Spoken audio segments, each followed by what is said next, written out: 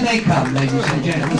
As you know, I just want to say, sit down, we're talking now. And don't you think, I have got to say, this is the result of 2 years' work. And I'm having the most wonderful time. What sort of time are you all having?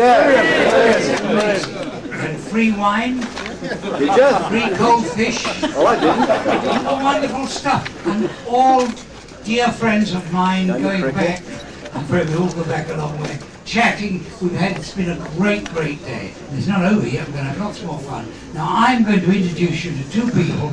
I'll take them in seniority. I'll do Michael Knowles first. Now let me tell you about Michael Knowles. Now Michael Knowles specialises in playing silly arse parts. And I have worked with, how many years ago did we work? 30, and the rest, 35 years. He was a boy actor at the time. But Michael is a man of many parts. He turns his hand to anything. But the best thing he plays is idiots. Now, that's not I mean, there's money in idiots. Let me tell you.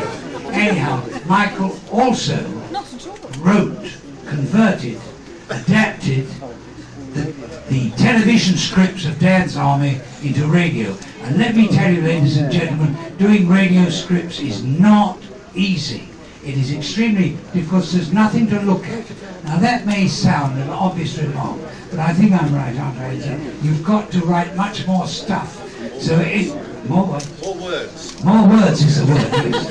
Anyhow, so Michael Knowles does all that, and of course you all remember him as Captain Ashwood in Ain't Half Hot London. Yes. But how many dance armies did you do? Six. You could do all that.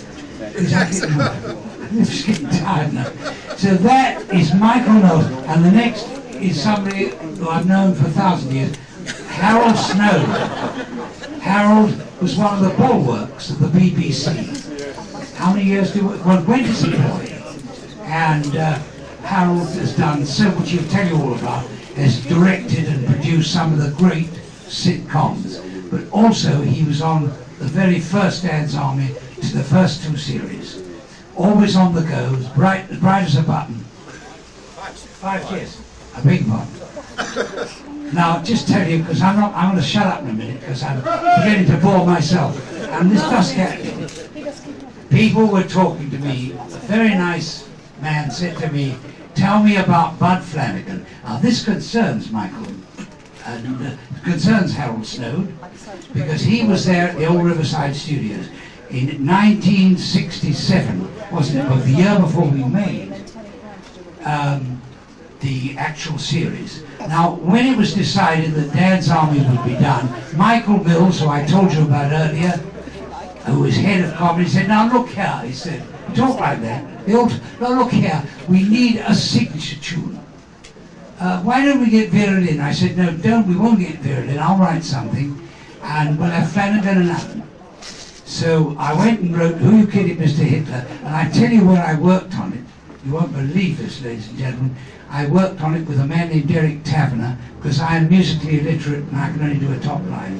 And we worked on the show, the theme of the show, Who You Kidding, Mr. Hitler, in the pit of the Palace Theatre in London, where Les Miserables is on at the moment. And I worked with Derek, who was MD for Rosemary. No, not Rosemary. What was that other one that John Hanson was always doing? Desert Song. I beg your pardon. And he was there in the Desert Song. I used to work with John Hanson, but we don't want to go into that now. Anyhow, it was in that pit of the Desert Song that we've heard, we did, and we got it together. And then it was decided to record it at the old Riverside Studios at Hammersmith. And Harold was there, looking at it with a dubious, quizzical look. And Ronnie Hazelhurst, the great Ronnie Hazelhurst, there, and we had the full band and orchestra of the Coldstream Garden. And so old Bud came in, Bud Flanagan, and he had the music for a couple of days, and he was quite sick. And he started to record it, and he did it in bits because he couldn't do it all the way through.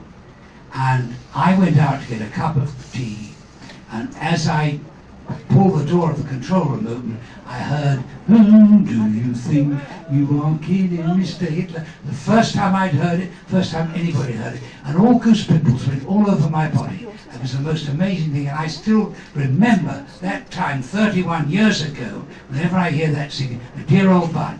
And he said goodbye. He said goodbye to David Croft, because he was a friend of David Croft's mother, who was a big musical comedy star in the 20s and 30s.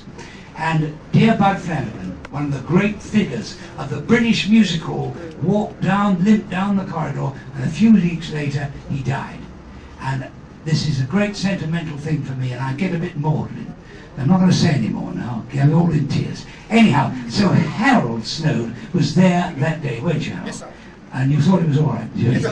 So anyhow, I'm going to shut up now. So that's, on my left is Michael Knowles, and here is Harold Snoad, and I'm going to come and sit down there because I think I've done enough. Thank you. There you are.